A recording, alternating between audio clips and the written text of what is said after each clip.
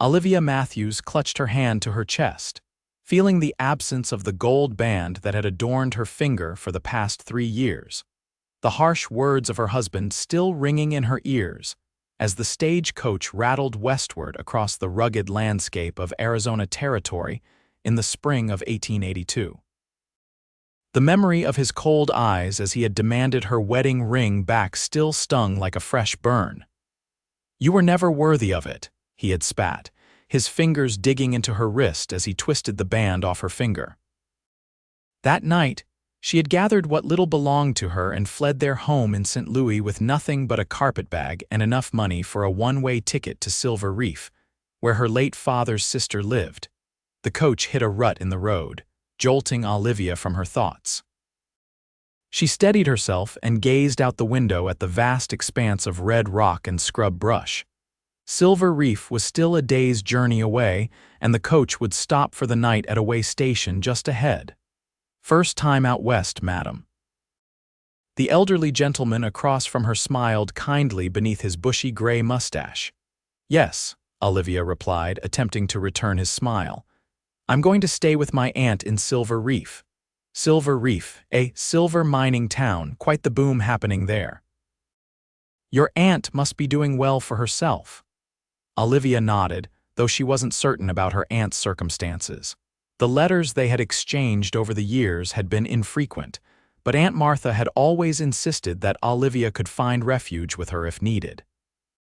Now, Olivia was taking her up on that offer.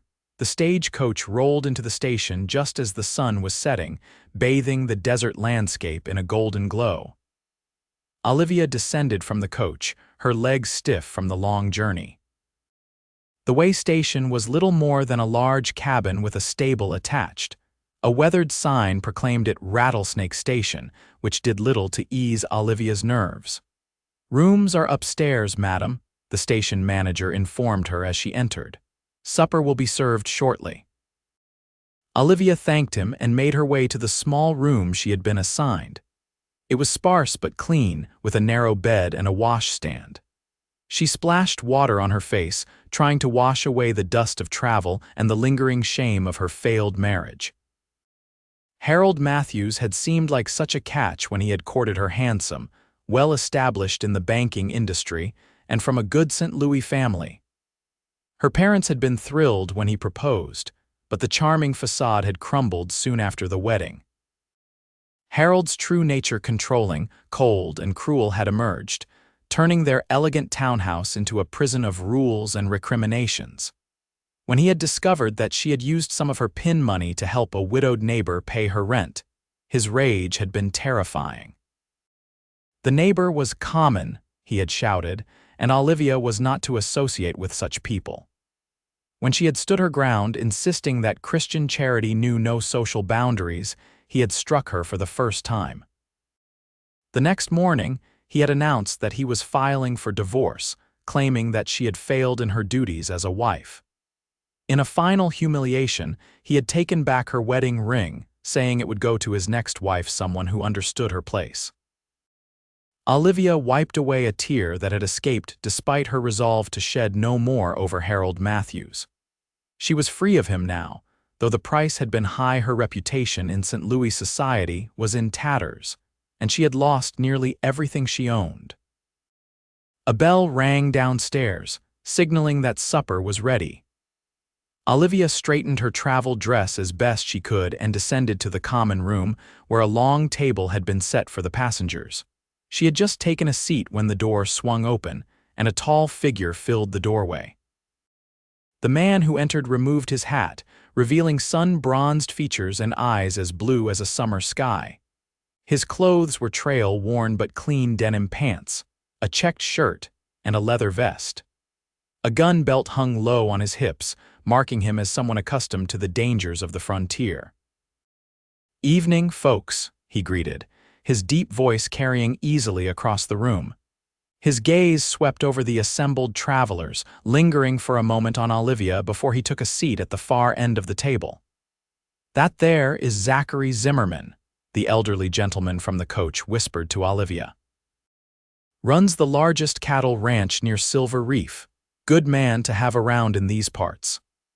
Olivia nodded politely but kept her eyes on her plate. She had no interest in making the acquaintance of any man, no matter how respected he might be. She had learned her lesson about trusting men's appearances.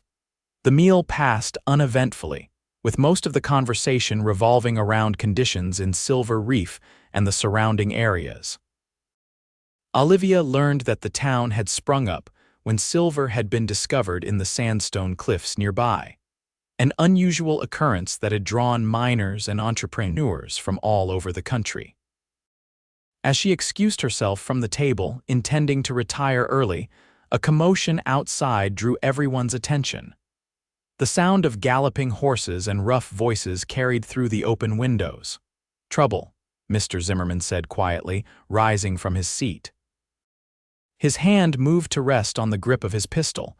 The station manager peered out the window and cursed under his breath. "Riders. Look like the McLaren gang. They've been robbing coaches and stations along this route for months." Olivia's heart pounded as the door burst open and 3 armed men strode in, bandanas pulled up to cover the lower halves of their faces. "Nobody move," the leader shouted. "This is a holdup. Empty your pockets and hand over your valuables and nobody gets hurt." The passengers reluctantly began to comply, placing watches, money, and jewelry on the table. When one of the bandits approached Olivia, she trembled but kept her chin up. "What have you got, pretty lady?" he demanded, his eyes roving over her in a way that made her skin crawl. "I have nothing of value," she replied, her voice steadier than she felt. The man grabbed her hand, looking for rings. "No wedding band. Traveling alone, are you? Leave her be." The quiet command came from Zachary Zimmerman, who had moved to stand nearby. The bandit turned, his hand moving to his gun. "Stay out of this, cowboy, unless you want a bullet." What happened next was so fast that Olivia barely registered it. Zimmerman's hand flashed to his holster, and his gun was out and aimed before the bandit could clear his own weapon. "I said leave her be," Zimmerman repeated, his voice deadly quiet. The leader of the gang raised his hands slightly. "Easy now, we don't want bloodshed, just the valuables." A tense silence filled the room as the bandits and Zimmerman faced off. Then from outside came the sound of approaching horses. "Boss, riders coming," called a voice from outside. The leader cursed. "We're leaving, but we'll take what we've got." He scooped up the pile of valuables from the table. As they backed toward the door, the bandit who had confronted Olivia reached out and grabbed her arm. "I think I'll take something else too." Before he could pull her toward him, Zimmerman's gun cracked and the bandit howled, dropping to his knees as a bullet tore through his shoulder. The other bandits fled, leaving their wounded companion behind. Within moments, a group of mounted men, a patrol from Silver Reef, as it turned out, arrived at the station, having been tracking the McLaren gang for days. As the wounded bandit was taken into custody, Olivia found herself trembling with delayed shock. A strong hand gently touched her elbow, steadying her. "Are you all right, madam?" Zachary Zimmerman asked, his blue eyes filled with concern. "Yes, thank you," she managed. "You saved me." "No need for thanks. No decent man would have stood by," he hesitated. "I couldn't help but notice earlier.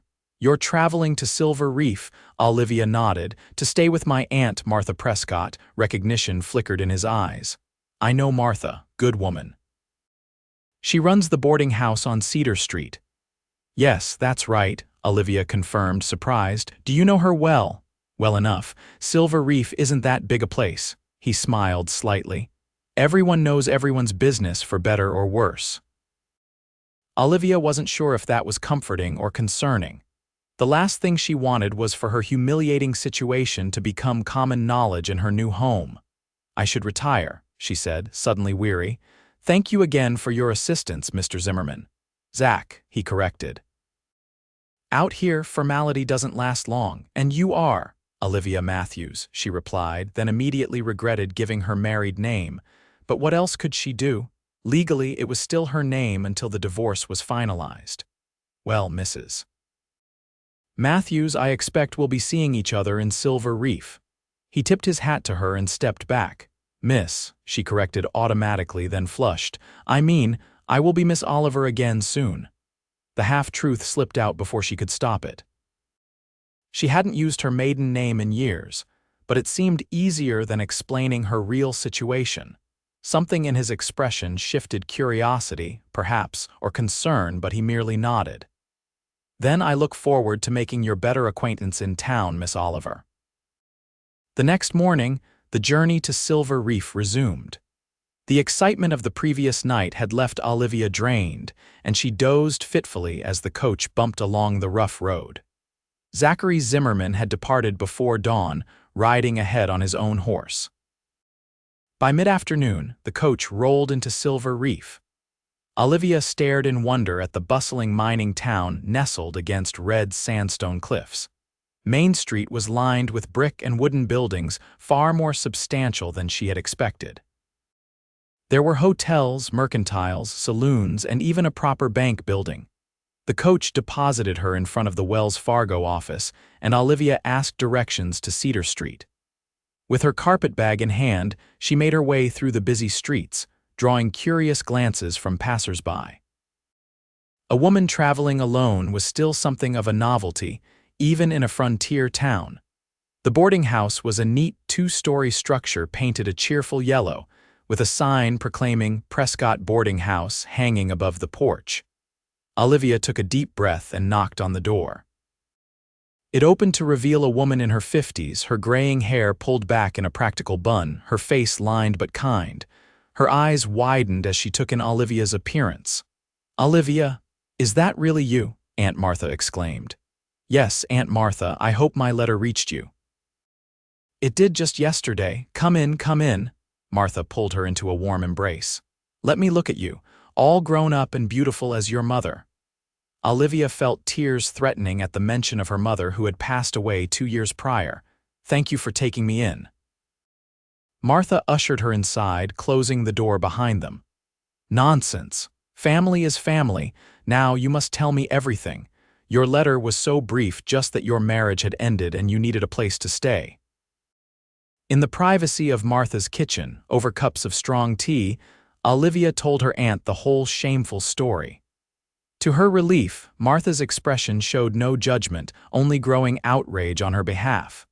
"That miserable excuse for a man," Martha declared when Olivia finished. "Taking back your wedding ring like you were some kind of possession he could reclaim. Well, you're better off without him, my dear." Olivia managed a weak smile. "I know that now, but I still feel so foolish. Everyone warned me that Harold was marrying beneath his station, that I wasn't sophisticated enough for him. I should have listened." "Nonsense," Martha said firmly. "You loved him and you thought he loved you. That's never foolish. Now enough of the past. You're here now and we'll build you a new life." She patted Olivia's hand. "I have a nice room for you upstairs, and if you're willing, I could use help running this place. Most of my boarders are respectable miners and businessmen, and I'm not as young as I used to be." "I'd be happy to help," Olivia said, grateful for the opportunity. "I don't want to be a burden." "You could never be that," Martha assured her. "Now let me show you to your room. You must be exhausted from your journey." The room was small but pleasant, with a window overlooking the street and a narrow but comfortable-looking bed. Olivia unpacked her few belongings, hanging her dresses in the wardrobe and placing her mother's silver-backed hairbrush on the dresser. She had just finished washing her face when Martha called up the stairs. "Olivia, someone's here to see you." Puzzled, Olivia descended to the parlor, where she found Zachary Zimmerman standing with his hat in his hands. He had clearly taken time to clean up since their last meeting. His dark hair was neatly combed, and he wore a clean shirt and vest. "Mr. Zimmerman," she greeted, surprise evident in her voice. "Miss Oliver," he replied with a nod. "I wanted to make sure you arrived safely after the excitement last night. That's very kind of you." Olivia felt a blush rise to her cheeks under his steady gaze. Martha looked between them with undisguised interest. "You two have met." Zachary explained about the attempted robbery at the way station, though Olivia noticed he downplayed his own role in saving her from the bandit.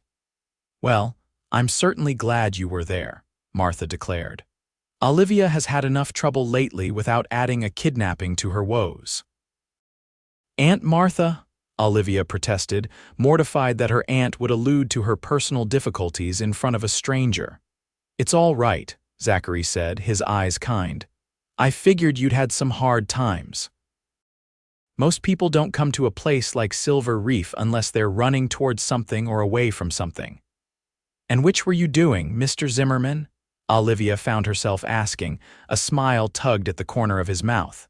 Both, I suppose, but that was 15 years ago. He turned to Martha. I should be going, I just wanted to make sure Miss Oliver was settled. You'll stay for supper, Martha insisted. It's the least we can do to thank you for looking after my niece. Despite Olivia's embarrassment at her aunt's matchmaking intentions, which were as transparent as glass, Zachary accepted the invitation. As Martha bustled off to the kitchen, Olivia found herself alone with the rancher. Your aunt seems determined to feed me, he observed with amusement. She's always been generous, Olivia replied, then hesitated. Mr. Zimmerman, Zach, he corrected again. Zach, she conceded, I should tell you. My name isn't actually Oliver, it's Matthews, Olivia Matthews. I'm in the process of divorcing my husband. She waited for his expression to change, for the judgment or disapproval that such an admission usually provoked. Instead, he merely nodded. I figured it might be something like that, he said. Not many women travel alone unless they're starting over. You're not shocked. She asked, disbelieving. He shrugged his broad shoulders. Out here, people get second chances. Nobody asks too many questions about your past as long as you work hard and deal honestly. I've never heard divorce spoken of so practically, Olivia admitted. The West is a practical place, Zach replied. Life is hard enough without adding unnecessary complications. If a marriage isn't working, better to end it cleanly than live in misery. His words were so at odds with the societal views she had grown up with that Olivia didn't know how to respond. In St. Louis, divorce was spoken of in whispers, a scandal that tainted everyone involved, especially the woman. I appreciate your understanding, she finally said. Supper was a pleasant affair. Martha had prepared a hearty meal of beef stew, biscuits, and apple pie. Zachary proved to be an engaging conversationalist, telling stories of his cattle ranch and the characters he had encountered in his years in Arizona territory. How did you come to own a ranch? Olivia asked as Martha served coffee after the meal. Started as a cowhand when I was 16, Zach explained. Worked my way up to foreman, then my old boss, good man named Carter, had no sons, just a daughter who'd married and moved east. When he passed on 7 years ago, he left me the ranch. That was fortunate, Martha commented. Zach nodded. It was. I've tried to honor his faith in me by making the Diamond Z one of the best operations in the territory. Diamond Z? Olivia asked. That's the brand, Zach explained. Carter had called it the Diamond C, but he told me before he died that I should make it my own. A shadow crossed his face. I've built it up well enough, but a ranch needs a family to truly thrive. No wife yet? Martha asked with all the subtlety of a charging bull. Aunt Martha? Olivia hissed, mortified. Zach chuckled. It's a fair question, and no, madam, haven't found the right woman. Or perhaps I hadn't until recently. His eyes met Olivia's across the table, and she felt a peculiar fluttering in her chest that she quickly tried to suppress. She was not free yet, and after her experience with Harold, she had no intention of rushing into another entanglement, no matter how appealing Zachary Zimmerman might be. As if sensing her discomfort, Zach changed the subject, asking about Martha's boarding house and how business was faring. By the time he rose to leave, night had fallen and lamps had been lit throughout the house. Thank you for your hospitality, Mrs. Prescott, he said, donning his hat. Miss Matthews, it was a pleasure to see you safely arrived. Thank you again for your help last night, Olivia replied formally. I'll be in town for a few days, seeing to some business, Zach said. Perhaps I could call on you again. Before Olivia could formulate a polite refusal, Martha jumped in. She would be delighted, wouldn't you, Olivia? Trapped Olivia nodded. Yes, that would be nice. After Zach had departed, Martha turned to her with a knowing smile. "He's quite taken with you." "Aunt Martha, I'm still married," Olivia protested. "But not for long," Martha pointed out, "and there's no harm in making friends." Zachary Zimmerman is one of the most respected men in the county, honest, hardworking, and kind, not to mention easy on the eyes. "I'm not looking for another husband," Olivia insisted. "My first experience was quite enough." Martha's expression softened. "Not all men are like Harold Matthews, dear. Some are actually worth loving." "Perhaps, but I'm not interested in finding out anytime soon." Despite her firm words, Olivia found her thoughts drifting to Zach as she prepared for bed that night. There was something compelling about him, a quiet strength that was worlds apart from Harold's brittle arrogance. But she had been fooled by appearances before, and she would not make the same mistake twice. The next few days passed in a whirlwind of activity as Olivia settled into life at the boarding house. Martha introduced her to the routine of preparing breakfasts for the boarders, changing linens, and keeping the accounts in order. It was hard work but satisfying, and for the first time in years, Olivia felt useful and appreciated. The boarders, mostly middle-aged miners and a few shop clerks, were respectful, and treated her with a kind of protective courtesy once Martha had explained that she was her niece, recently widowed. The lie made Olivia uncomfortable, but Martha had insisted it was simpler than explaining a pending divorce. On her third day in Silver Reef, Olivia ventured out to explore the town. The main street was busy with wagons and riders, and she marveled at the diversity of people: miners in their rough clothes, businessmen in suits, Chinese laundrymen, and Mexican traders with their pack mules. She was examining the window display at the mercantile when a familiar voice spoke behind her. "Good morning, Miss Matthews." She turned to find Zach standing there, looking as imposing as ever in the bright sunlight. "Mr. Zimmerman." "Good morning." "I was hoping I might run into you," he said. "I'd like to show you something if you have time." Curiosity got the better of Olivia's caution. "What is it?" A surprise. "It's not far, just at the livery stable." Against her better judgment, Olivia agreed to accompany him. The livery was at the end of the street, a large wooden building filled with the smells of hay and horses. As they entered the dim interior, Zach led her to a stall where a beautiful chestnut mare stood placidly. "This is Copper," he said, stroking the horse's neck. "Gentlest mare in the territory." "She's lovely," Olivia said, admiring the horse's glossy coat. "She's yours if you want her." Olivia stared at him in shock. "What, Mr. Zimmerman, I can't accept a horse from you." "Not a gift," he clarified quickly. "More of a loan. I thought you might enjoy riding while you're here. Silver Reef has some beautiful countryside around it, but it's hard to see on foot." I don't know what to say," Olivia stammered. "It's very kind, but do you ride?" he interrupted. "Yes, I grew up riding at my grandfather's farm outside St. Louis," she admitted, "but it's been years."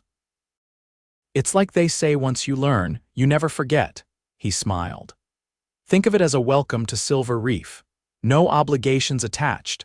Olivia hesitated, torn between her love of riding and her determination to maintain distance from this man who seemed determined to befriend her. "Let me think about it," she finally said. "Fair enough," he nodded. "Copper will be here whenever you're ready. The livery owner, Joe, knows to expect you." As they walked back toward the main street, Zach asked, "Have you had a chance to see much of the town yet?" "Not really." "I've been busy helping Aunt Martha." "Then allow me to give you a proper tour." He offered his arm. Against her better judgment, Olivia accepted it. Over the next hour, Zach showed her around Silver Reef, pointing out the Wells Fargo office, the newspaper building, the assay office, and the various saloons and shops. He seemed to know everyone, from the banker to the blacksmith, and introduced her with a casual, "This is Miss Matthews, Mrs. Prescott's niece from back east."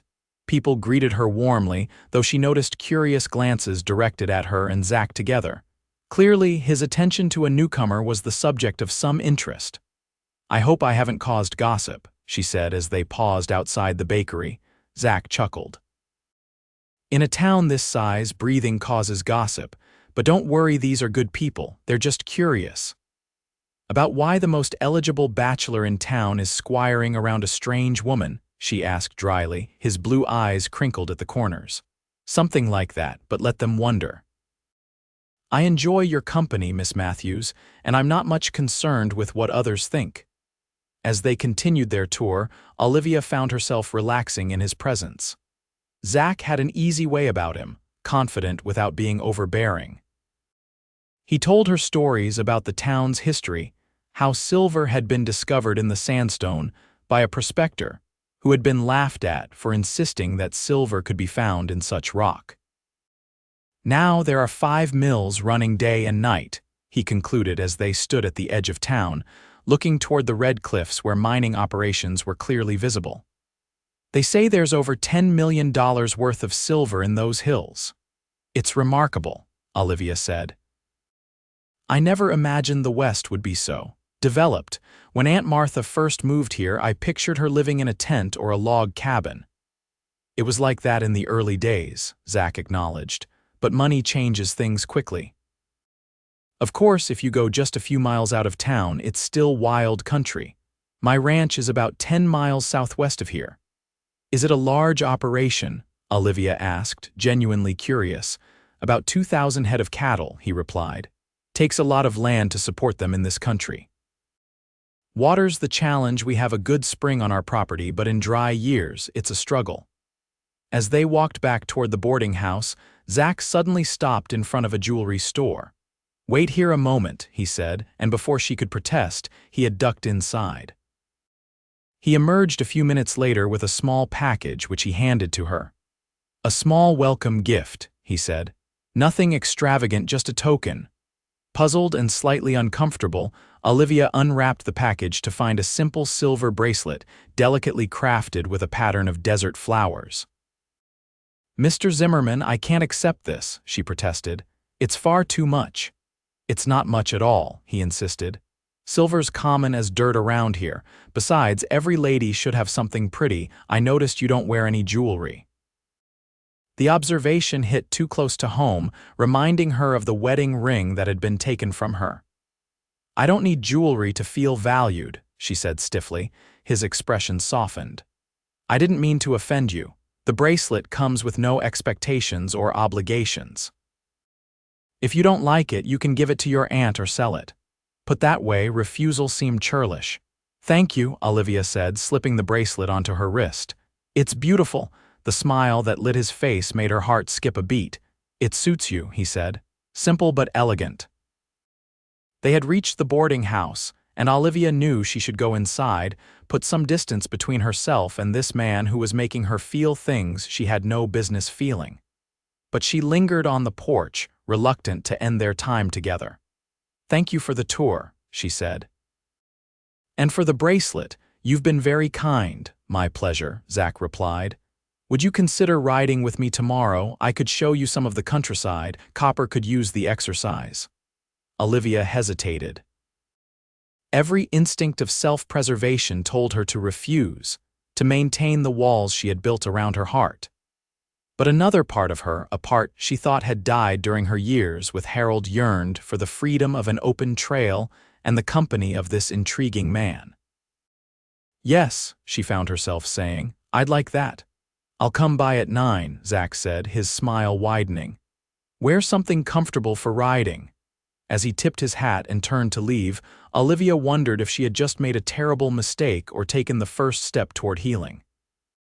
The next morning dawned clear and cool, perfect weather for riding. Olivia dressed in her most practical skirt, a navy wool that wouldn't show dust, and a crisp white shirtwaist. She braided her chestnut hair and pinned it up securely, then added a straw hat with a ribbon that tied under her chin. Aunt Martha beamed approval as she came downstairs. You look lovely, dear, much more color in your cheeks today. It's just excitement about riding again, Olivia insisted. I've missed it. Of course, Martha said, her tone making it clear she believed otherwise. And the handsome rancher escorting you has nothing to do with it. Before Olivia could respond, there was a knock at the door. Martha opened it to reveal Zach, hat in hand, dressed in what appeared to be his usual riding clothes: denim pants, checked shirt, leather vest, and well-worn boots. "Good morning, ladies," he greeted them. "Ready for that ride, Miss Matthews?" "Yes, thank you," Olivia replied, ignoring her aunt's knowing smile. They walked to the livery stable where Zach had already arranged for Copper to be saddled. His own mount, a powerful black gelding he introduced as Midnight, waited nearby. Olivia approached Copper cautiously, stroking the mare's neck and murmuring softly to her. The horse nuzzled her hand, and Olivia felt a surge of pleasure. She had always loved horses, but Harold had considered riding unladylike and had forbidden it. With Zach's help, she mounted the mare, arranging her skirt modestly. It had been years since she had ridden, but the familiar feeling of being in a saddle brought back happy memories of her grandfather's farm. "Comfortable?" Zach asked, swinging up onto his own horse. "Yes, very," Olivia replied. "She has a gentle gait." They rode out of town at an easy pace, heading west into the open country. The landscape was unlike anything Olivia had seen before: vast expanses of red earth and stone, dotted with scrubby juniper and pinyon pines, with mountains rising blue in the distance. "It's beautiful," she breathed, taking in the panorama. "So open." "That's what I love about it," Zach said. "Room to breathe. Back east, everything feels closed in." "You've been east?" Olivia asked, surprised. "Once, to Philadelphia on cattle business, couldn't wait to get back." "Too many people, too many buildings, too many rules," Olivia laughed. "I suppose I can understand that now, seeing this." She gestured at the landscape. "There's a freedom here that's quite intoxicating." They rode for nearly an hour, with Zach pointing out landmarks and telling stories about the area. He was knowledgeable about the plants and animals, identifying various cacti and explaining how the Paiute Indians had used them for food and medicine. Eventually, they came to a small stream that cut through a grove of cottonwood trees. "Good place to rest the horses," Zach said, dismounting. He helped Olivia down, his hands strong and steady at her waist. The brief contact sent a jolt through her that she tried desperately to ignore. They sat on a fallen log while the horses drank from the stream. Zach produced a canteen and offered it to Olivia, who drank gratefully. The water was cool and refreshing after their ride. "This is a favorite spot of mine," Zach said. "Peaceful?" "I can see why," Olivia replied. "It's like a little oasis." They sat in comfortable silence for a few minutes, listening to the gentle sound of the stream and the rustling of leaves overhead. "May I ask you something personal?" Zach said finally. Olivia tensed but nodded. "You may ask, I may not answer." "Fair enough." He turned to face her. "What happened with your husband? Why did he let someone like you go?" The question, so direct and unexpected, took her breath away. "That's very forward, Mr. Zimmerman." "Zach," he corrected automatically. "And yes, it is, but I'm curious. A woman like you, intelligent, beautiful, kind, doesn't end up alone unless something went very wrong." Olivia looked away, focusing on the stream. "He didn't let me go. He cast me aside when I failed to be the ornament he wanted." The bitterness in her voice surprised even her. "His loss," Zach said simply. "Is it?" Olivia challenged, meeting his gaze. "Society would say otherwise. A divorced woman is damaged goods, Mr. Zimmerman, especially one whose husband discarded her." "Society can go hang," Zach replied, his blue eyes intense. "Out here, people are judged by what they do, not by what's been done to them." The words struck Olivia like a physical blow. What's been done to them? That was it exactly. She hadn't failed. She had been failed by a man who had never truly seen her or valued her. "He took my wedding ring," she found herself saying. "The day he told me he was filing for divorce, said I was never worthy of it and that he'd give it to his next wife." She gave a hollow laugh, as if it were some kind of trophy to be passed on. Zach's expression darkened. "Some men don't deserve to be called men." "No," Olivia agreed softly, "they don't." "For what it's worth," Zach said after a moment, "I think you're better off without that ring, without him." "I'm beginning to think so too," Olivia admitted. They mounted up after a while and continued their ride. the mood lightening as Zach pointed out a family of deer grazing on a distant hillside and a red-tailed hawk circling overhead. By the time they returned to Silver Reef in the early afternoon, Olivia felt more relaxed than she had in years. There was something about the open country and Zach's easy companionship that had soothed her wounded spirit. As he helped her dismount at the livery, his hands lingered at her waist a moment longer than necessary. "Did you enjoy the ride?" he asked, his voice low. "Very much," she replied, aware of how close they were standing. "Thank you for showing me your special place." "I'd like to show you more," he said. "There's a whole territory out there worth seeing." Olivia knew she should step back, maintain the proper distance, but found herself rooted to the spot. "I'd like that," she said softly. His gaze dropped to her lips for a heartbeat, then he stepped back, releasing her. "I should get you back to your aunt before she sends out a search party." The spell broken, Olivia nodded. "Yes, of course." As they walked back to the boarding house, Zach asked, "Would you allow me to escort you to church tomorrow? There's a small service held in the schoolhouse." "That would be nice," Olivia agreed. "Aunt Martha mentioned it, but I wasn't sure about going alone." "You won't be alone," Zach said simply. At the boarding house door, he tipped his hat to her. "Until tomorrow, Miss Matthews." "Olivia," she corrected, surprising herself. "If I'm to call you Zach, you should use my given name." His smile was like sunshine breaking through clouds. "Olivia," he repeated, as if savoring the sound. "Until tomorrow, Olivia." As she watched him walk away, Olivia realized with a start that for the first time in years, she was looking forward to tomorrow. The next few weeks fell into a pleasant pattern. Olivia helped her aunt with the boarding house during the week, and on Sundays, Zach escorted her to church. They rode together at least twice a week, exploring more of the countryside around Silver Reef. Olivia found herself growing stronger and more confident with each passing day, both in her riding and in herself. Zach was unlike any man she had known before.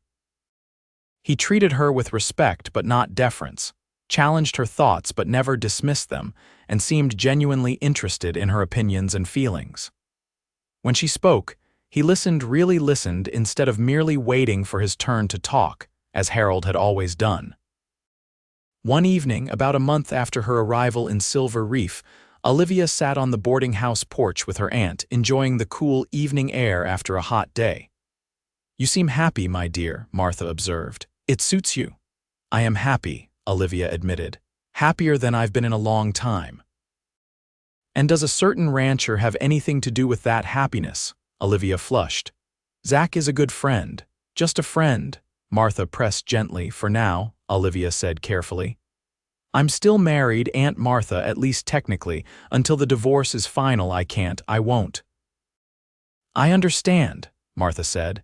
"But it's good to see you looking to the future again instead of dwelling on the past." Before Olivia could respond, a rider came galloping down the street, pulling up sharply in front of the boarding house. It was one of Zach's ranch hands, a young man named Tim whom Olivia had met during a visit to the Diamond Z the previous week. "Miss Matthews," he called, dismounting hastily. "Is the boss here?" "No," Olivia replied, rising in alarm. "What's wrong?" "Rustlers," Tim said grimly. "Hit the north pasture last night, took nearly 50 head, and they shot Jake when he tried to stop them." "Is he alive?" Martha asked, concern evident in her voice. "Yes, madam, but badly wounded. Doc's with him now. We need the boss." "He went to St. George on business," Olivia said. "He's not due back until tomorrow." Tim cursed under his breath, then apologized. "Sorry, ladies, but this is bad. We think it's the Barlow gang. They've been hitting ranches all through the territory." "I'll write a note for Zach," Olivia said decisively. "You can leave it at his house for when he returns." While she wrote a quick account of what had happened, Martha fixed a plate of food for Tim, who thanked her profusely. "The boys are tracking the rustlers," he explained as he prepared to leave. "But we need the boss to decide what to do next." "Be careful," Olivia cautioned as she handed him the note. "Don't take any risks before Zach returns." Tim nodded and remounted, galloping back toward the ranch. "I hope Jake will be all right," Martha said as they watched him ride away. So do I, Olivia replied, a knot of worry forming in her stomach. She had met Jake too, a grizzled old cowhand who had been with the ranch since Zach's predecessor's time. He had a wife and 2 young children in town. The next day passed in anxious waiting. By evening, there was still no word from Zach or the ranch. Olivia found herself pacing the porch, watching the road for any sign of riders. "You'll wear a hole in my boards," Martha said gently. "Come inside and help me with supper. It will take your mind off worrying." Olivia tried to focus on cooking, but her thoughts kept straying to Zach and his men. The Barlow gang was notorious in the territory for their brutality. If Zach confronted them, she pushed the thought away. Zach was smart and capable. He wouldn't do anything foolish. It was nearly midnight when the sound of hoofbeats drew her to the window. A rider was approaching the boarding house at a walk, his figure silhouetted against the moonlit street. Olivia recognized Zach's broad shoulders and the distinctive shape of his hat. Without thinking, she rushed out onto the porch just as he dismounted stiffly. In the lamplight spilling from the door, she could see that his shirt was torn and blood-stained. "Zach," she gasped, "you're hurt." "It's not as bad as it looks," he said, his voice weary. "Most of the blood isn't mine." "Come inside," she insisted, taking his arm. "Aunt Martha will have gone to bed, but I can tend to you." He didn't argue, following her into the kitchen where a lamp still burned low. In the better light, Olivia could see a cut on his cheek and a darker stain on his left sleeve. "Sit," she commanded, pointing to a chair. "Let me get some water and bandages." As she gathered supplies, Zach explained what had happened. "We caught up to the Barlows near the Arizona border. They didn't want to give up the cattle, so there was a fight." His voice was matter of fact. "We got our stock back, and the Barlows won't be troubling anyone again. The sheriff and a posse arrived just after it was over." "And your men?" Olivia asked, returning with a basin of warm water and clean cloths. "2 wounded, but they'll live." "Jake's the worst off, but Doc says he'll pull through." Gently, Olivia cleaned the cut on his cheek. It wasn't deep enough to need stitches, which was a relief. Then she helped him remove his vest and shirt to examine the wound on his arm. A bullet had grazed him, leaving a furrow about 4 inches long. It had mostly stopped bleeding but looked painful. "This needs to be cleaned thoroughly," she said, trying to keep her voice professional despite her awareness of his bare chest and shoulders, muscled from years of ranch work. Zach hissed as she bathed the wound with soap and water but didn't pull away. "You've done this before," he observed. "My grandfather was a doctor," Olivia explained. "I used to help him sometimes." She didn't add that she had also become adept at tending her own bruises during her marriage. As she worked, Zach watched her face, his blue eyes intent. "You were worried about me," he said softly. "Of course I was," she replied, focusing on bandaging his arm. "The Barlows are dangerous men." "Were," he corrected grimly. "2 of them are dead, the rest are in the sheriff's custody." Olivia tied off the bandage and stepped back. "There, that should heal well if you keep it clean." "Thank you." Zach stood, towering over her in the small kitchen. "I'm sorry to have troubled you so late." "It's no trouble," she assured him. "I'm just glad you're all right." Their eyes met, and something passed between them, an acknowledgement of feelings that had been growing steadily over the past weeks.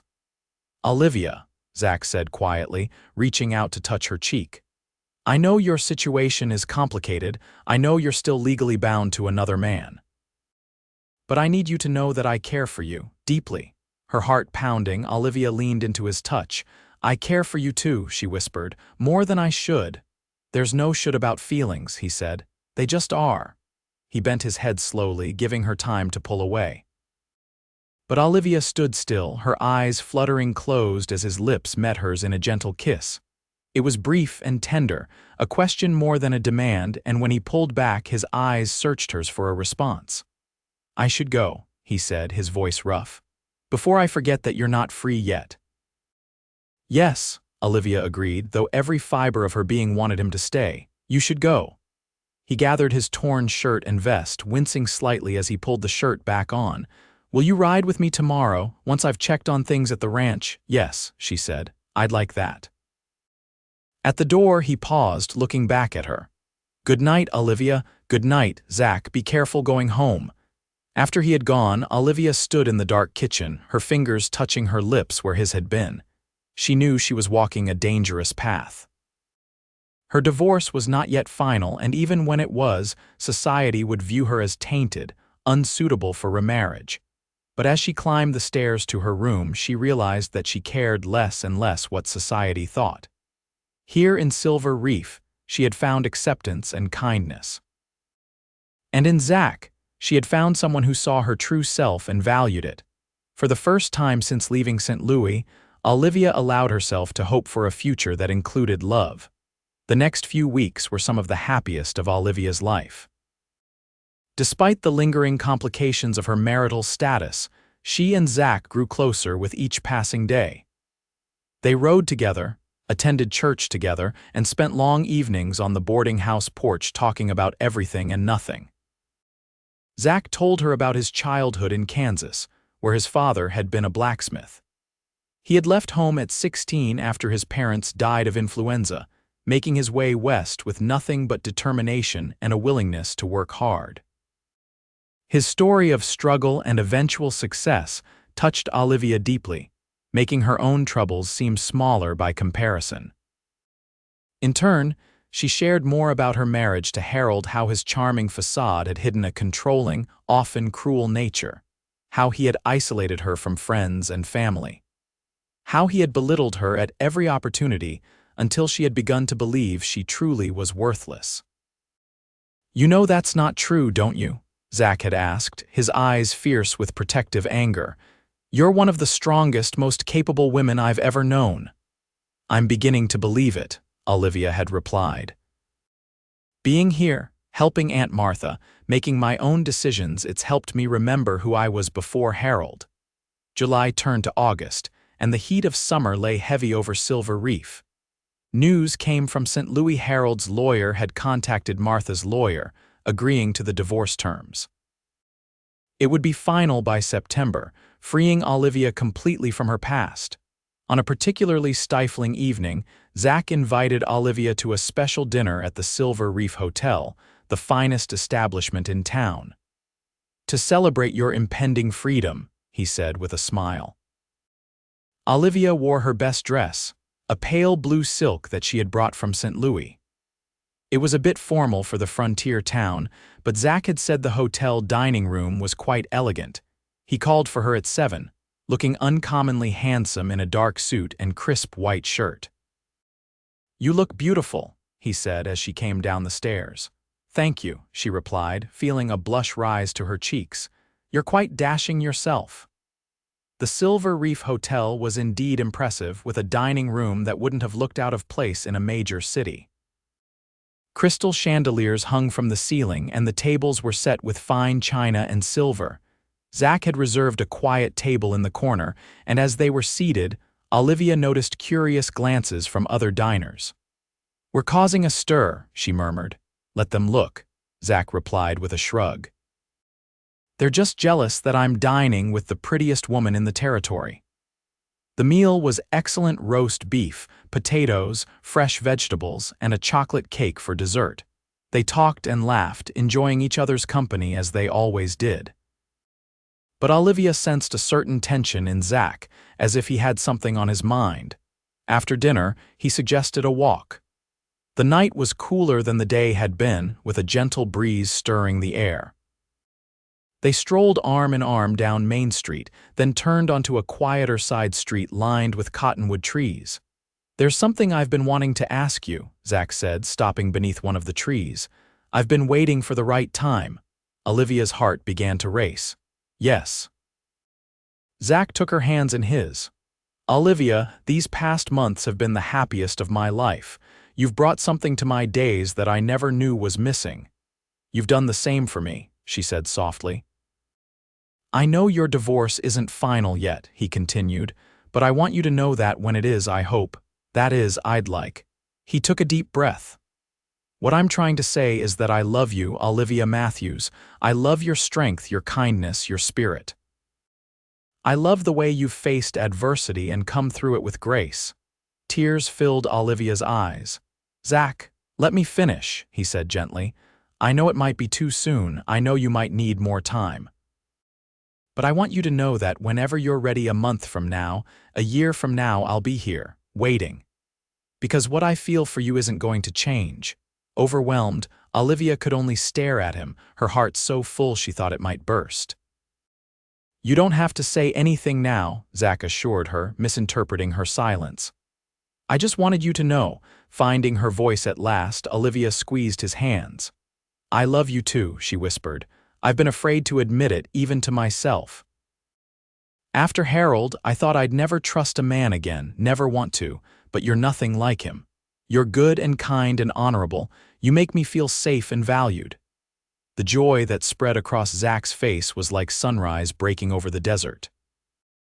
He pulled her into his arms, holding her as if she were something infinitely precious.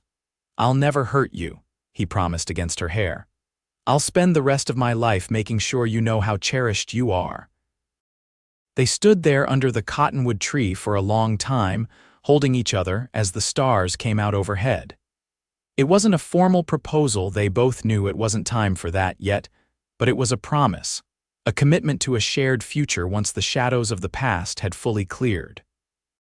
When Zach finally walked Olivia back to the boarding house, they lingered on the porch, reluctant to part. I have to go to Salt Lake City on business next week, Zach said. I'll be gone about 10 days. I'll miss you, Olivia said, realizing how true it was. In just a few months, this man had become essential to her happiness. Not half as much as I'll miss you, he replied with a smile. But when I return, your divorce should be final. We can start thinking about the future, our future. The idea sent a thrill through her, our future. It had been so long since Olivia had allowed herself to look forward rather than back. Zach brushed a light kiss across her lips. Good night, my love, dream of me. I will, she promised. Be safe in Salt Lake.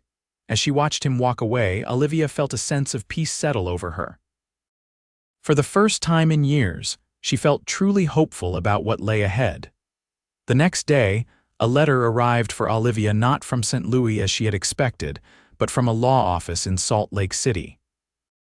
Puzzled, she opened it, scanning the formal language until she reached the key paragraph. As executor of the estate of the late Mrs. Alina Prescott, I regret to inform you that your claim of familial relationship cannot be verified. Our records indicate that Mrs. Prescott had no siblings and therefore could not have had a niece. Your presence in Silver Reef, claiming to be such, raises serious concerns. I will be arriving on the 20th of August to investigate this matter further. Olivia stared at the letter in shock.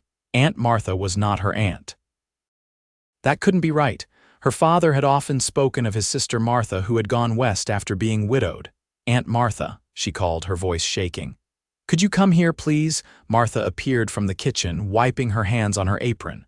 What is it, dear? You look pale. Wordlessly, Olivia handed her the letter. Martha read it, her expression changing from confusion to dismay. Oh dear, she said softly. I was afraid this might happen. What do you mean? Olivia asked.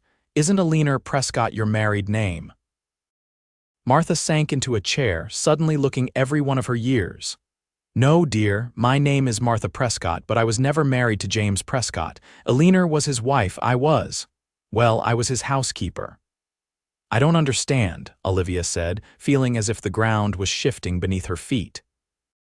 My father always said his sister Martha married James Prescott and moved west. Your father had a sister named Martha, the older woman confirmed. But I'm not her. The real Martha Prescott died of typhoid fever 15 years ago, shortly after arriving in Utah Territory with her husband. Then who are you? Olivia asked, stunned. Martha sighed. I was born Martha Cole. I came west as a young woman to work as a housekeeper for the Prescotts. When Martha died, James was devastated. He couldn't bear to write to her family with the news. So he asked me to write the letters in her place. You pretended to be her. For 15 years. At first, it was just to spare her family the grief, but then it became easier to continue the fiction. James died 10 years ago, and I simply kept up the correspondence. I had come to think of your father and his family as my own, in a way. Olivia tried to process this revelation, so when I wrote to you, I knew immediately who you were, Martha admitted. I'd been corresponding with your father for years. When he passed, I continued writing to your mother. When your letter came saying you needed a place to stay, I couldn't turn you away. You needed help and I had the means to provide it. But you let me believe you were my aunt, Olivia said, hurt and confusion mingling in her voice. I know, and I'm sorry for the deception, Martha said earnestly. But would you have come to a stranger? In your situation, would you have trusted someone you didn't believe was family? The question gave Olivia pause. Would she have? Probably not. In her desperate state, she had reached out to the one person she thought was family. I don't know what to think, Olivia said at last. I'm grateful for your kindness, but I feel betrayed. I understand, Martha said sadly. I never meant to hurt you. I've come to care for you as if you truly were my niece. Olivia stood, needing space to think. I need some air, she said, moving toward the door. Olivia, Martha called after her. The lawyer who wrote that letter, he's Aliner's nephew. He's been trying to claim her share of the boarding house for years. This is just his latest attempt. The information registered dimly, but Olivia was too overwhelmed to fully process it. She stepped out onto the porch, drawing deep breaths of the hot August air. Everything she had thought was solid ground had just been revealed as shifting sand. Martha wasn't her aunt. The one family connection she thought she had in Silver Reef was a lie. Without conscious decision, her feet carried her toward the livery stable. She needed to ride, to feel the freedom of open country to clear her head. Joe, the livery owner, greeted her with a friendly nod.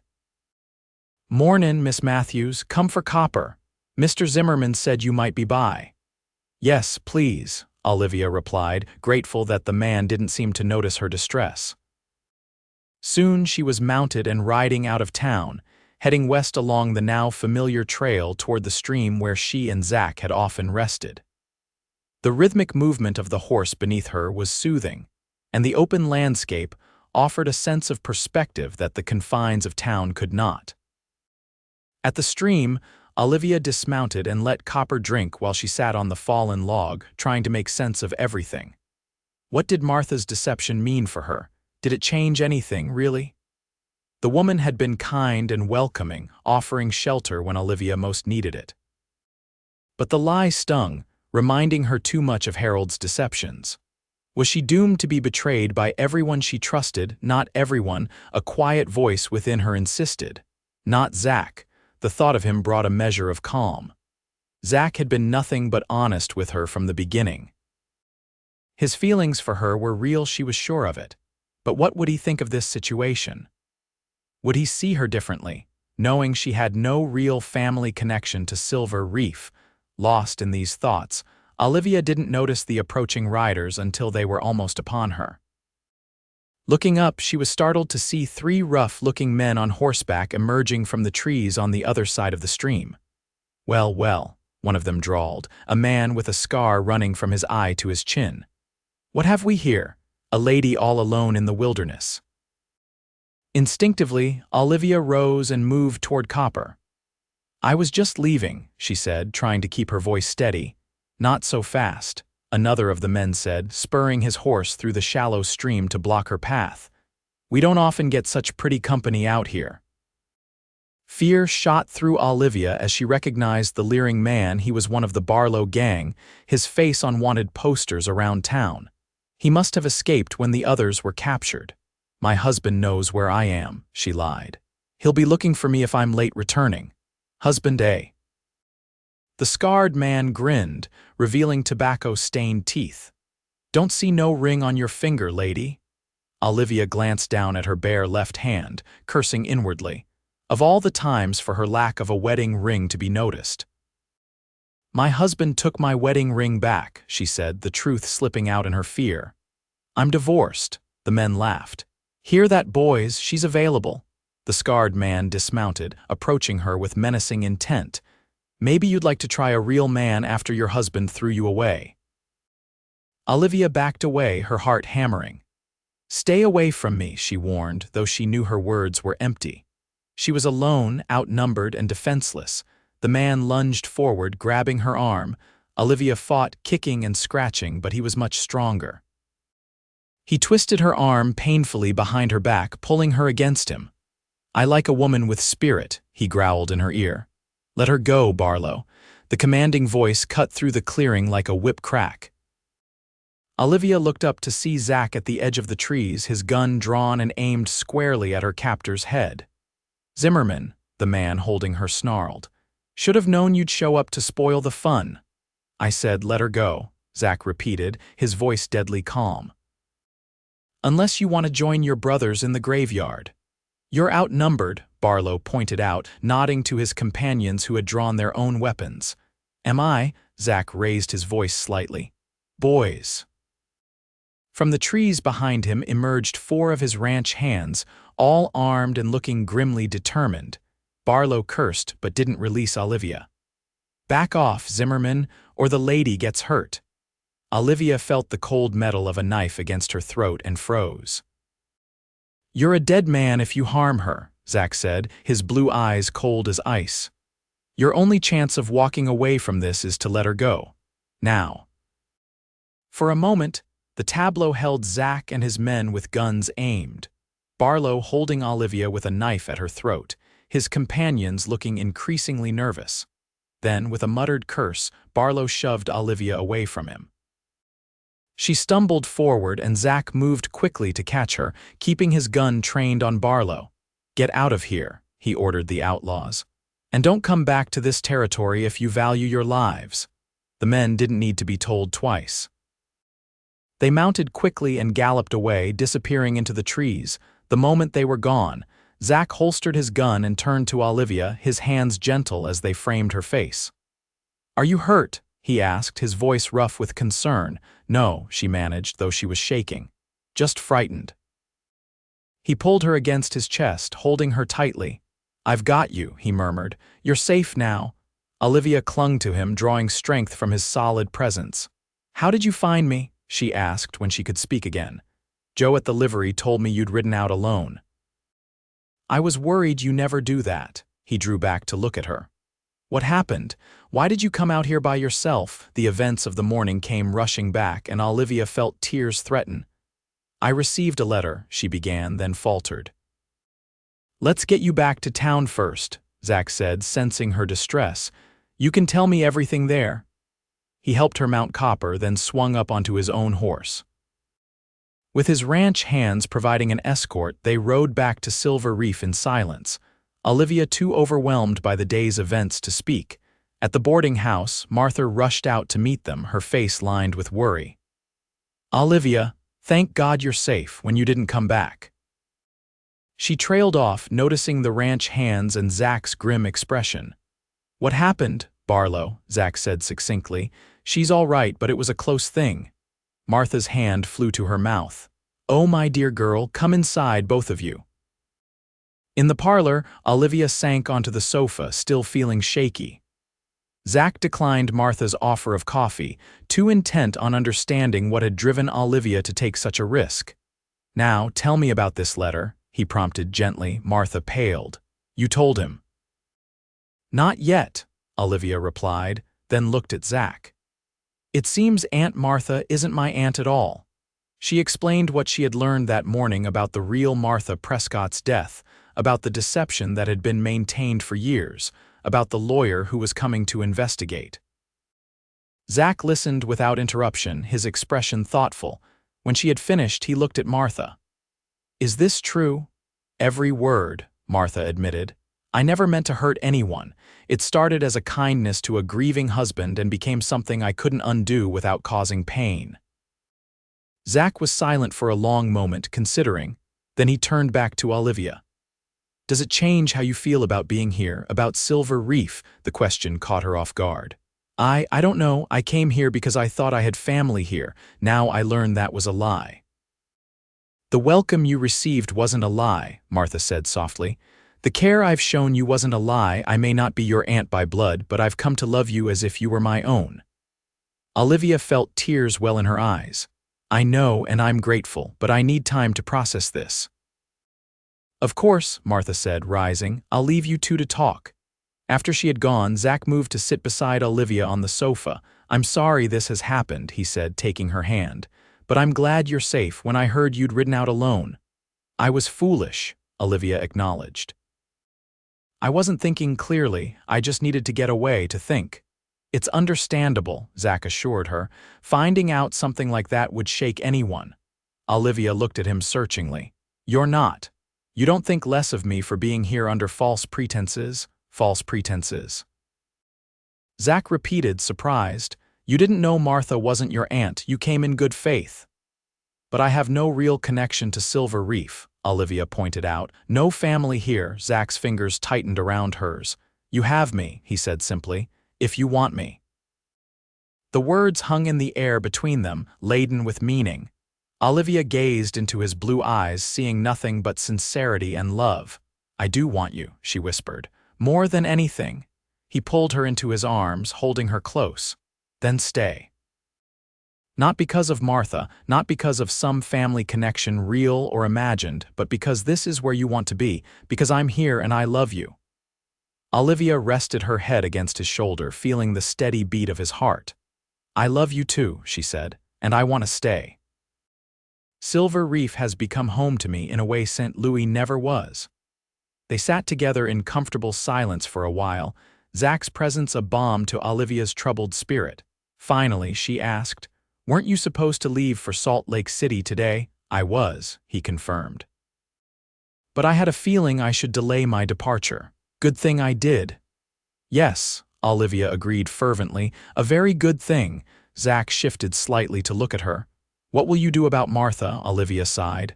"I don't know yet. I understand why she did what she did, but it still hurts to have been deceived." "Give it time," Zach advised. "She cares for you, that much is genuine." "I know," Olivia said, "and I care for her too, despite everything.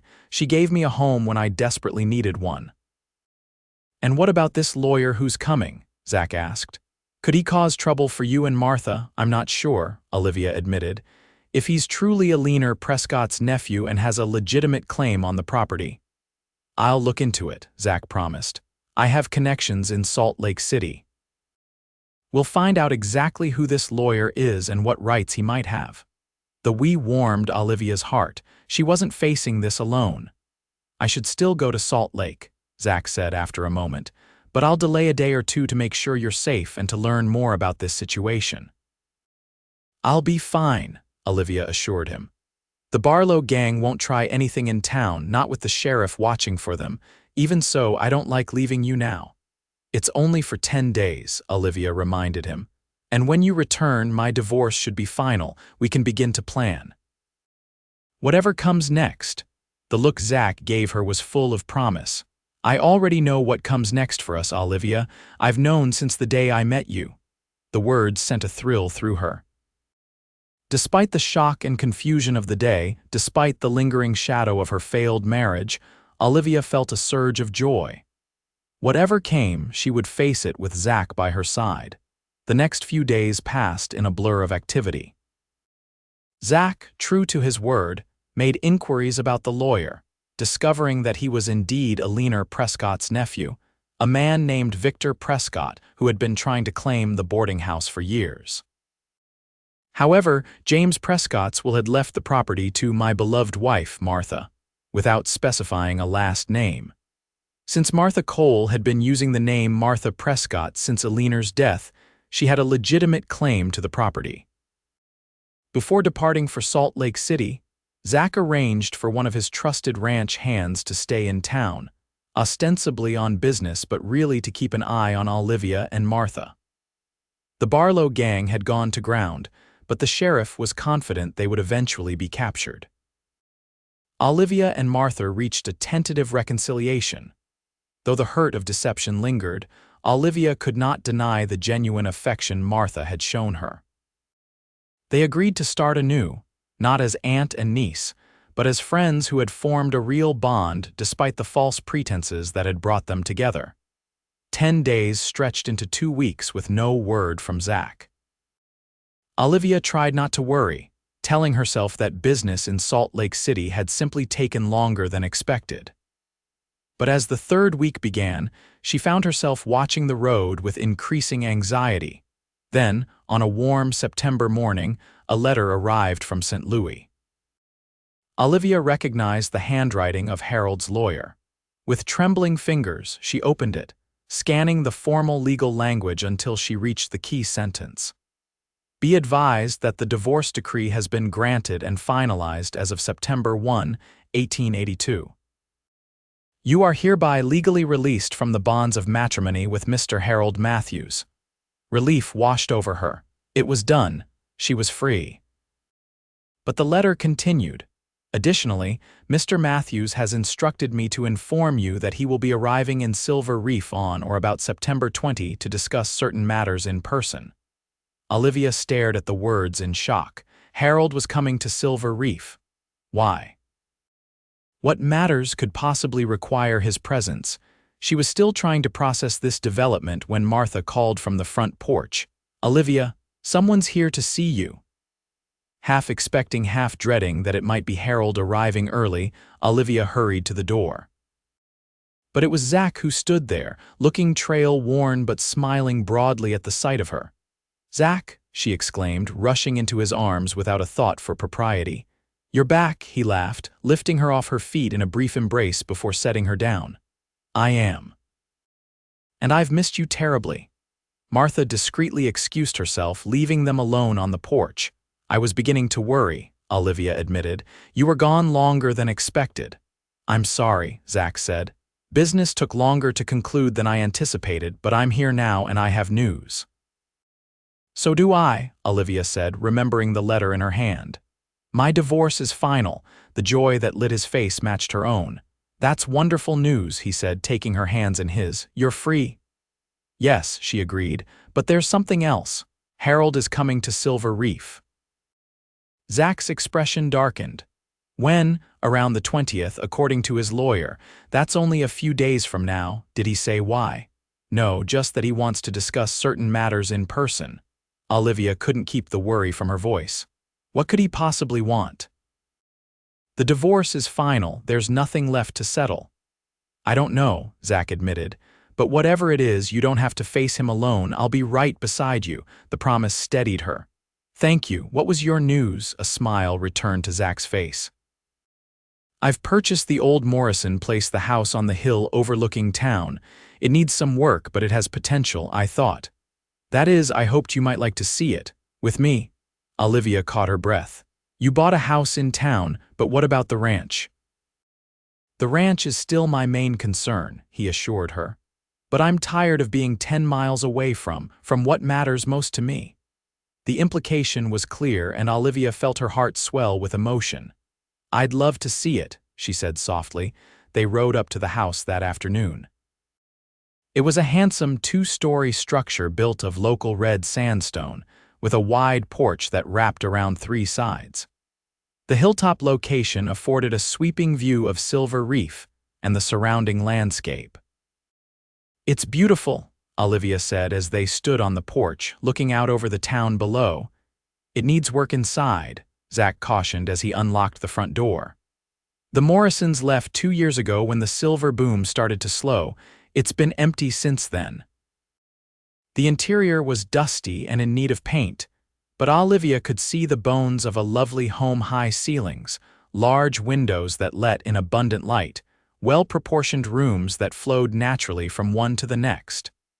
The kitchen will need the most work, Zach said as they toured the ground floor. And upstairs, there are 4 bedrooms, so there's plenty of space for a family. The hesitation in his voice made Olivia turn to look at him. He was watching her with an intensity that made her heart race. Zach, what are you saying? He took a deep breath. I'm saying that I bought this house with a purpose in mind, a hope for the future, our future if you want it. Stepping closer, he took her hands in his. Olivia Matthews, I've loved you since the moment I saw you at that way station. Every day since has only deepened that love. Now that you're free, I'm asking, will you marry me? Will you make this house a home with me? Tears of joy filled Olivia's eyes. Yes, she whispered. Oh, Zach, yes. He pulled her into his arms, kissing her with a tenderness that spoke volumes about the depth of his feelings. When they finally parted, he reached into his pocket and withdrew a small box. "I got this in Salt Lake City," he said, opening it to reveal a simple but elegant gold ring set with a small diamond.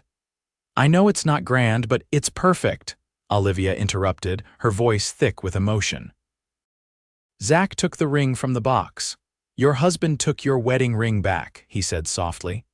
"But if you want, you'll wear mine, not as a symbol of ownership, but as a token of my love and commitment." The words, so similar to what he had said that first night at the way station, yet infinitely more meaningful now, brought fresh tears to Olivia's eyes. "I want nothing more," she said. He slipped the ring onto her finger where it fit perfectly. "We'll be married as soon as you wish," he promised. "A week from now, a month, whenever you're ready." Olivia looked down at the ring glinting on her finger, then back at Zach's beloved face. "As soon as possible," she said. "I've waited long enough for real happiness." They spent the remainder of the afternoon planning the renovations to the house and discussing wedding arrangements. By the time they rode back to town, the sun was setting, painting the sky in shades of gold and crimson. Martha was delighted by their news. "I knew from the first time I saw you together that you were meant for each other," she declared, embracing them both. "We'd like you to come live with us at the new house," Olivia said impulsively. "There's plenty of room and it would be good to have family nearby." Martha's eyes filled with tears at the word family. "You still consider me family, after everything?" "Of course," Olivia said warmly. "You took me in when I had nowhere to go. You gave me a home and a fresh start. Blood ties aren't the only kind that matter." The three of them celebrated with a special dinner, though a shadow hung over Olivia's happiness, the knowledge that Harold would arrive within days. What could he possibly want? Why come all the way to Arizona territory for a woman he had discarded? The answer came sooner than expected. 2 days later, Harold Matthews stepped off the stagecoach in Silver Reef, looking every inch the successful St. Louis banker in his expensive suit and polished boots. His appearance caused a stir in the small town, where newcomers, especially well-dressed ones, were objects of curiosity. Olivia was working in the boarding house kitchen when Martha came to find her, her expression grave. "Your former husband is here," she said. "He's at the hotel asking for directions to the boarding house." Olivia's hands stilled on the dough she had been kneading. So soon. "His lawyer said the 20th. Apparently he arrived early." Martha hesitated. "Do you want me to send him away?" Taking a deep breath, Olivia shook her head. "No, I need to face him, to close this chapter once and for all." She wiped her hands on a towel. "But could you send someone for Zach?" "I'd rather not see Harold alone." "Of course," Martha agreed. "Tim is in town. I'll send him to the ranch right away."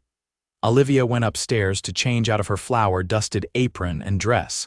She chose a simple blue dress that suited her coloring and pinned up her hair neatly. As she did so, she caught sight of Zach's engagement ring on her finger. For a moment, she considered removing it before Harold's visit, but then decided against it. She was no longer his wife. She had nothing to hide or be ashamed of. She had just descended to the parlor when there was a knock at the door. Martha gave her a questioning look, and at her nod, went to answer it.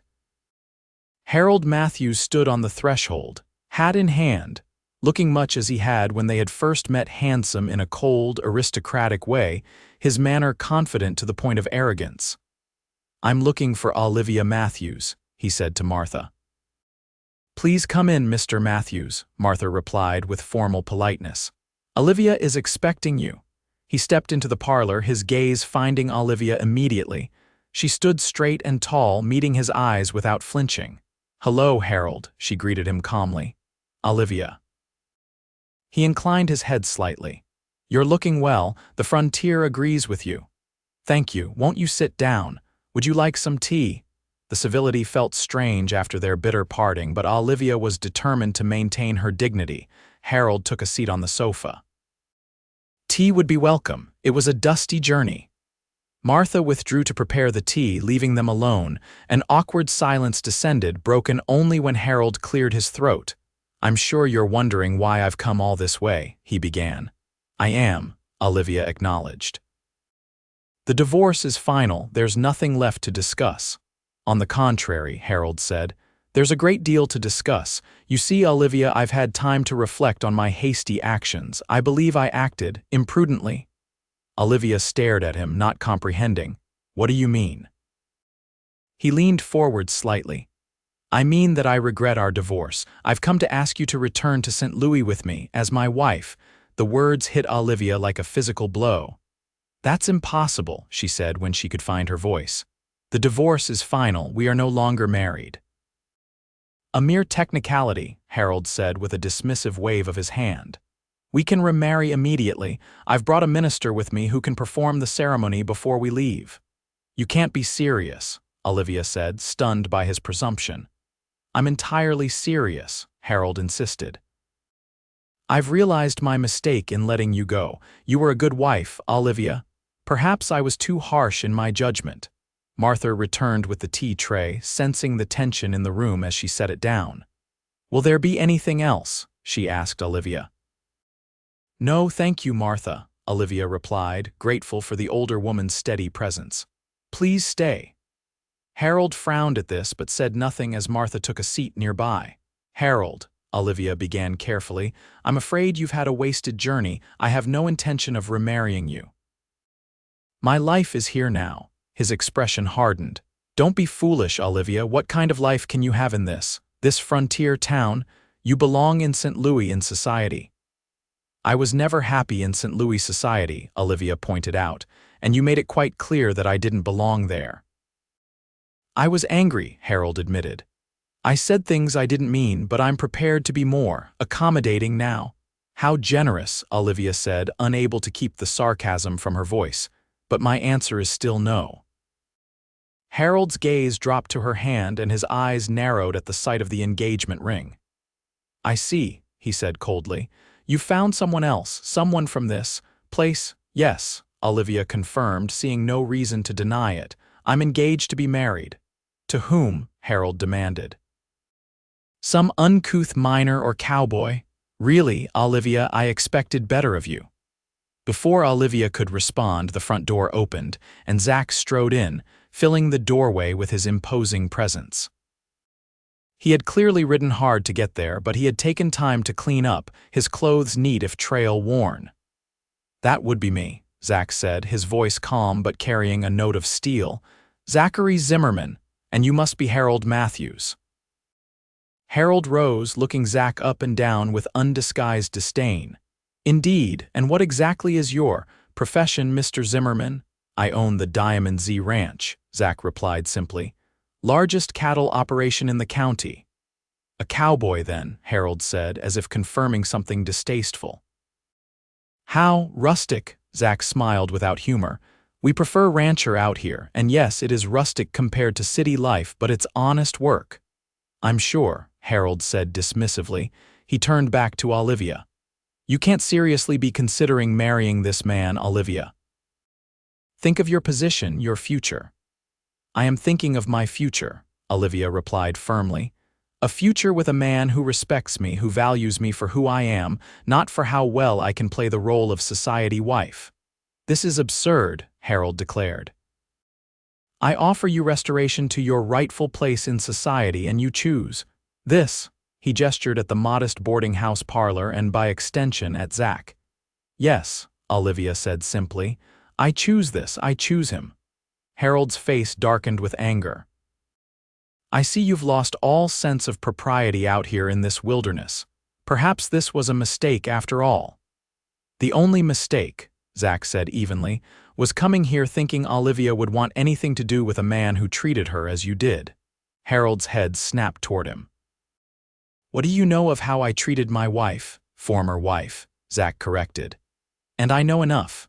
I know you belittled her, controlled her, isolated her from friends and family. I know you took her wedding ring back like she was some possession you could reclaim at will. Harold had the grace to look momentarily ashamed at the last accusation, but he quickly recovered.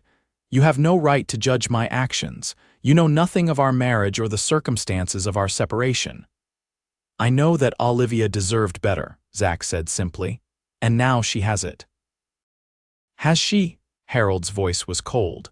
A life in a dusty frontier town married to a man who works with his hands. Is that really better than the life I offered her in St. Louis?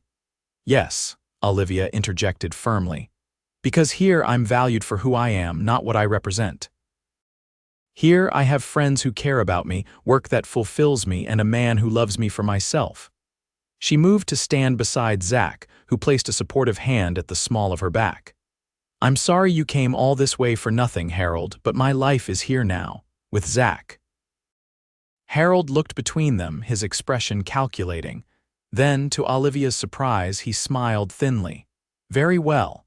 If that's your decision, I won't press the matter further. The sudden capitulation made Olivia wary. Harold never gave up so easily when he wanted something. However, he continued, reaching into his coat pocket, there is still the matter of this. He withdrew a small velvet pouch and emptied its contents into his palm, a gold wedding band, the one he had taken from her the day he had announced his intention to divorce her. I brought this to return to you, he said, as a gesture of goodwill, but I see now that it would be inappropriate. Olivia stared at the ring, memories of her unhappy marriage flooding back. Keep it, she said. I have no use for it. Are you sure? Harold's smile was cold. It's quite valuable. Perhaps your cowboy can't afford to buy you anything so fine. Zach stiffened beside her, but Olivia squeezed his hand reassuringly. Material value isn't what matters to me anymore, Harold. The ring you took back represents a time in my life I'd rather forget. I have a new ring now, given with love, not as a symbol of ownership. Harold's smile faded. He looked at the ring in his palm, then back at Olivia. For a moment, she thought she glimpsed genuine regret in his eyes, but it was quickly replaced by his usual mask of cold dignity. As you wish, he said, returning the ring to the pouch. I'll be leaving on tomorrow's stage. I see there's nothing for me here. I'll walk you out, Martha offered, rising from her seat. Harold nodded curtly and followed her to the door. There, he paused and looked back at Olivia. I did care for you in my way, he said quietly. I hope you find happiness here. Without waiting for a response, he departed, Martha closing the door behind him. Olivia sagged against Zach, suddenly exhausted. He's gone, she whispered. Really gone. Zach's arms encircled her, strong and supportive. Yes, he agreed, and he won't be back. He's not a man who can stand to be refused twice. Thank you for coming, Olivia said, looking up at him. For standing with me. Always, Zach promised, kissing her gently. I'll always stand with you, Olivia. In that moment, with Harold's shadow receding and Zach's solid presence beside her, Olivia felt truly free for the first time in years.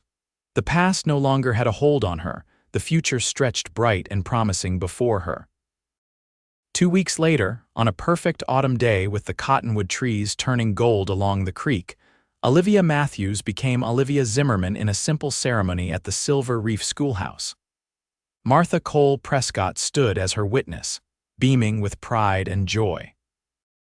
Olivia wore a new dress of ivory silk ordered specially from Salt Lake City, and in her hair, she wore a crown of desert wildflowers that Zach had gathered for her that morning. On her left hand, Zach's ring caught the sunlight as she spoke her vows. The entire town turned out for the wedding and the celebration that followed. There was dancing and feasting and so much genuine goodwill that Olivia felt her heart might burst with happiness. That night, as Zach carried her over the threshold of their newly renovated home on the hill, Olivia knew she had finally found where she belonged, not in the society drawing rooms of St. Louis, but in this rugged land with this good, strong man who loved her for exactly who she was. Welcome home, Mrs. Zimmerman, Zach said, setting her gently on her feet in the entrance hall. Home, Olivia repeated, savoring the word, our home. Do you like it? He asked, a touch of anxiety in his voice.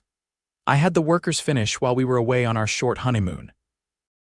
Olivia looked around at the freshly painted walls, the polished wood floors, the new curtains at the windows. It's perfect, she assured him. Absolutely perfect. Zach's smile was like sunrise breaking over the desert. Not as perfect as you, he said, drawing her into his arms. As his lips met hers, Olivia knew with absolute certainty that she had made the right choice. Harold had taken her wedding ring back, thinking to diminish her, to mark her as unworthy. But in doing so, he had unintentionally set her free to find a love that was true and deep and lasting. Now she wore Zach's ring, not as a mark of possession, but as a symbol of partnership and love. And as she leaned into her husband's embrace, she knew that this was only the beginning of their story. Over the years that followed, the house on the hill became a true home, filled with laughter and love. Martha lived with them for a time until she met and married the widowed bank manager, finding her own happiness at last. Olivia and Zach's family grew with the birth of their son, James, followed 2 years later by twins, Elizabeth and Thomas. Olivia found fulfillment not only as a wife and mother, but also as a respected member of the community, starting a small school for the ranch children and neighboring families. The Diamond Z Ranch prospered under their joint care. Olivia's practical business sense complemented Zach's knowledge of cattle and land, making their operation one of the most successful in the territory. When Arizona achieved statehood in 1912, Zach was among those chosen to represent the interests of ranchers in the new state government. Through it all, through good times and hard ones, through drought and plenty, through loss and joy, they remained steadfast in their love for each other. And when people asked Olivia if she ever regretted leaving St. Louis for the rugged beauty of the West, she would look at Zach, at the silver now threading through his dark hair, at the laugh lines around his still vibrant blue eyes, and say with perfect truth, "Never, not for a single moment." The gold ring that Harold Matthews had taken back was long forgotten, a relic of a past that no longer had the power to hurt her. The simple gold band that Zach had placed on her finger that autumn day in Silver Reef, that was the ring that mattered. The one that symbolized a love that had been freely given and joyfully received, a love that had only grown stronger with each passing year. And that, Olivia knew, was worth more than all the silver in the hills of Arizona.